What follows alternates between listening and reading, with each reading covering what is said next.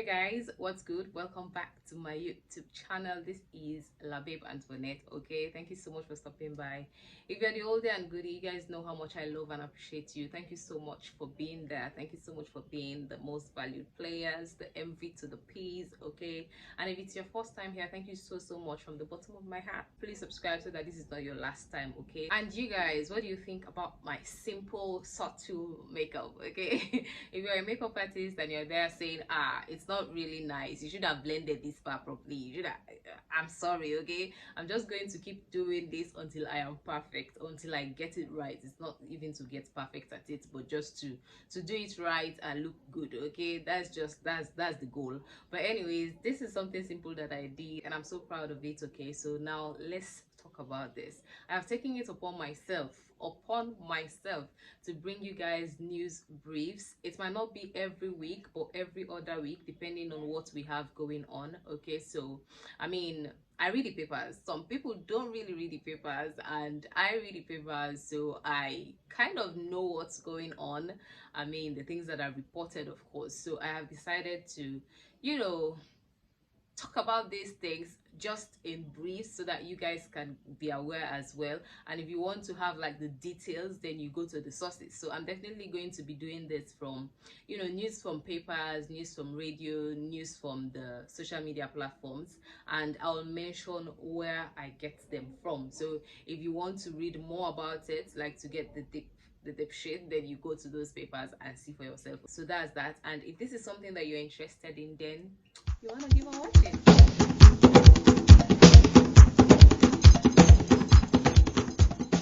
Very first news is about the kush and the drug stuff. I feel like it has like lots of newspapers talking about it, reporting about it, and all of that. So I mean, a few weeks ago I talked about kush. You can check the video. I feel like it is now getting the attention that it really deserves. I mean, this is something that we should talk about and find ways to solve it. Communities are now talking about it, government officials are now talking about it, actions are being taken. I see lots of social media posts, videos and stuff where communities are taking it upon themselves to fight against this particular thing. And I saw it on Sierra I and Sarah I on Twitter, and they were talking about the fact that is it okay for communities to take up the situation in their own hands. So basically what they mean is the fact that youths are beating the drug addicts up. So when they catch you, they either cuff you or they beat you and all of these things. So the question is this really okay? To me, I think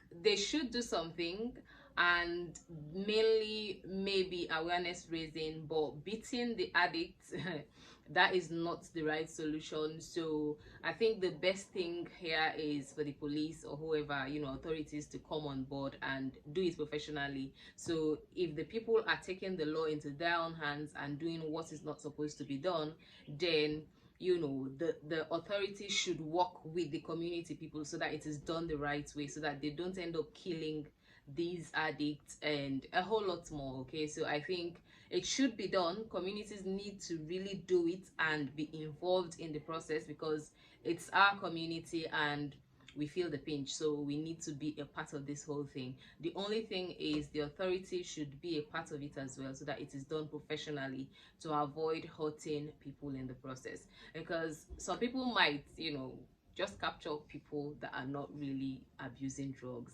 because they are not on speaking terms, they don't like them, a whole lot can go wrong. So in short, do it professionally. So when I say do it professionally, even if you are the police officer, do it professionally. I know why I'm saying this is because some of these police officers, they're just something else. If you are doing a community search, make sure it is done professionally so that you don't hurt people, because the goal is not to hurt them, is to be sure that we are able to bring them out of the situation.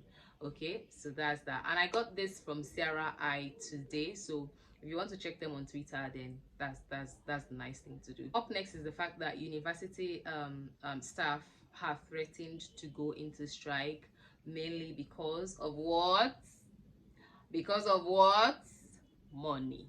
I know you know that already, because this is not the first time that this is happening here in Salone. So I mean, when I see university staff going into strike, I just knew what it was. I know it is money, money, money. Now money, they stop nonsense.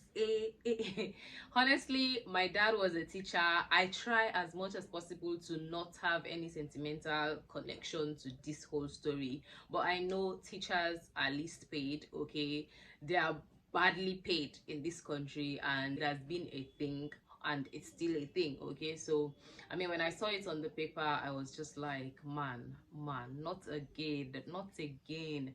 But yeah, so that's the news. The lecturers have threatened to go. I mean, not just lecturers, because they have other staff that are not lecturers. So in short, university staff have threatened that they are going to go into strike because they are demanding a 100% increment, okay, on their salaries and all that, because they say, of course, things are going up, rent is adding up, commodities are expensive, everything is just skyrocketing. So they want 100% increment till their monies are being paid, you know, to them, so that they can be able to fend, you know, to cater for their needs and stuff. Until then, they are not going to give out their services.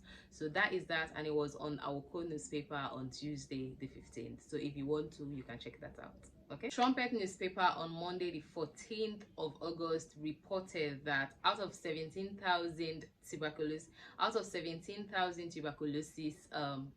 am I saying, tuberculosis?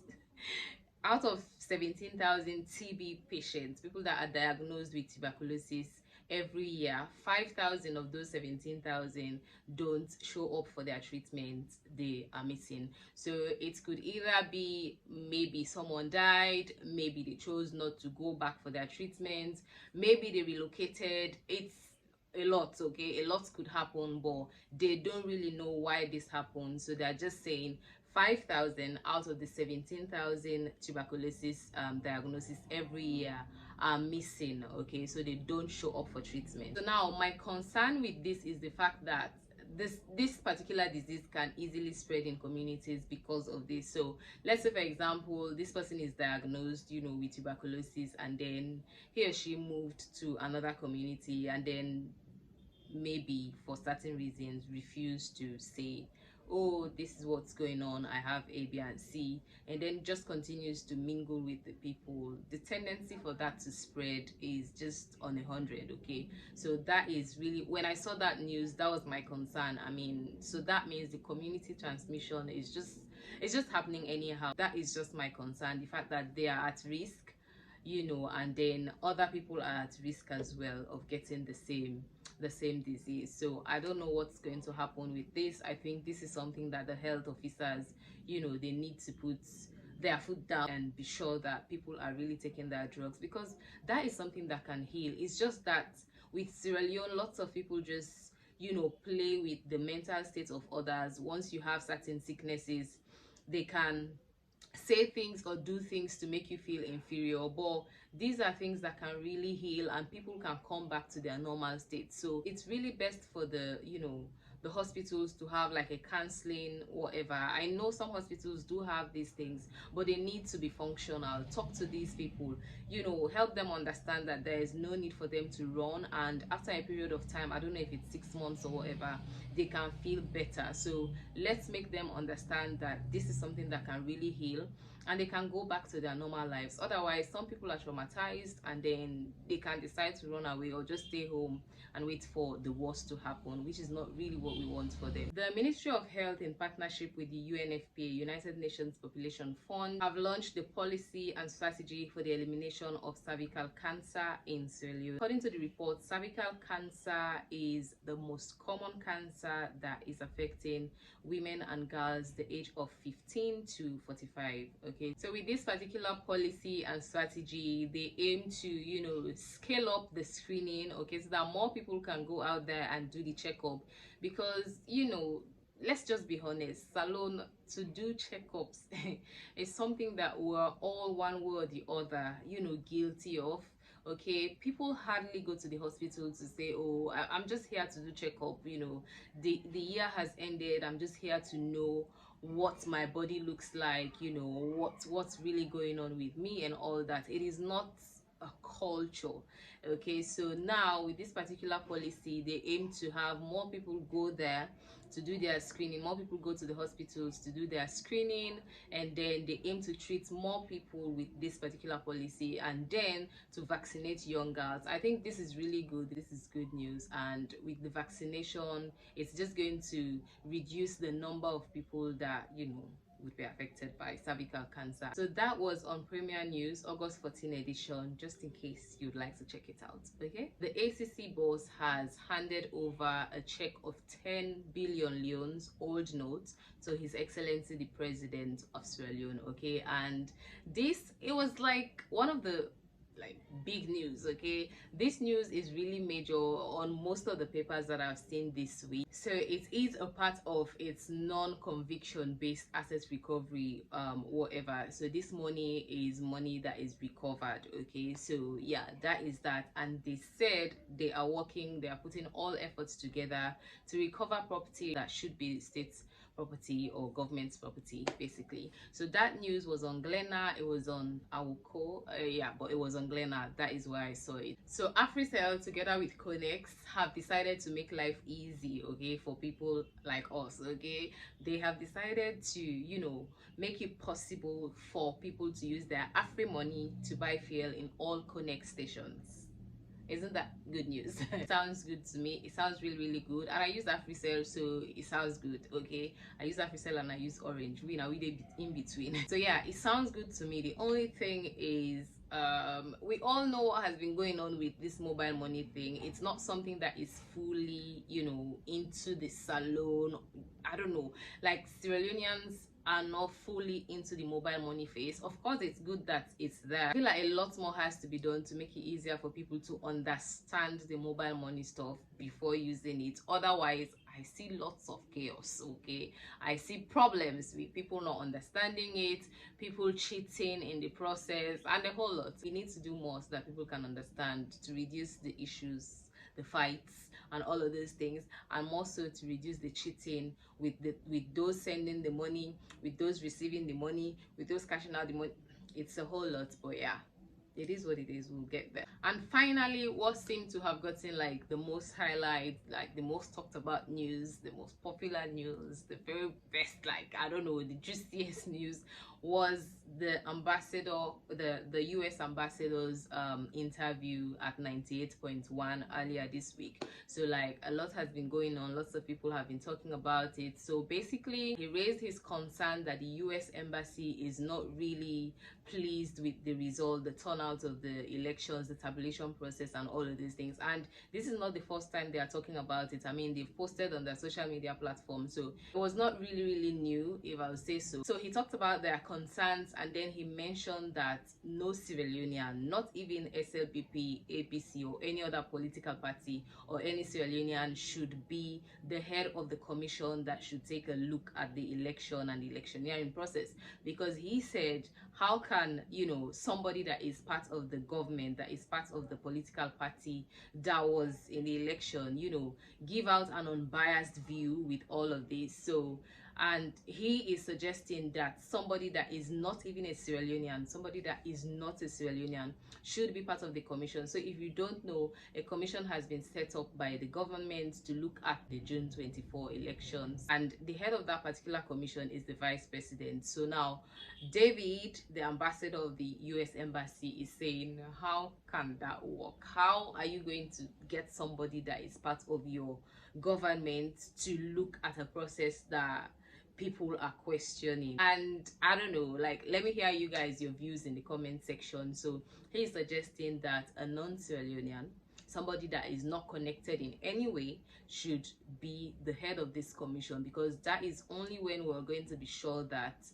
this particular, you know, his point of view is an unbiased one. That person is going to look at the June 24 elections and be like, oh, the results are actually what they are supposed to be, or no, the results are not what they're supposed to be. Something happened in the whole elections. So somebody that can really give an unbiased view is what they need, because they want the Salone government to give out like the exact result, and just put everything out to them so that they can be satisfied. And until then, the Millennium Challenge Corporation is going to have a pause. The MCC Compact is going to have a pause, because a free, fair and credible election was one of the criteria that they set out for Salone. And in every other area, according to the US ambassador, in every other area Salone has done really well, but they are not sure about when it comes to the election process. So until that particular one is resolved, they are going to continue doing all that they are doing for Salone. And with Salone, they are going to be doing all their programs and stuff, but then they are going to pause or slow down in that MCC compact area. So that is where they stand now. And according to him, the person that is coming after him is still going to, as expected, because like he said, it's not his view but US view. So whoever is coming after him is still going to be in that same line to make sure that they have the expected result, or that the ECSL produces what they want to see. Until then, because government interaction, government operations on programs, and then they focus on purely humanitarian work or just serving the people. So yeah, that's just that. Let me hear your thoughts. I'll see you guys in my next video. Until then, bye. Mwah.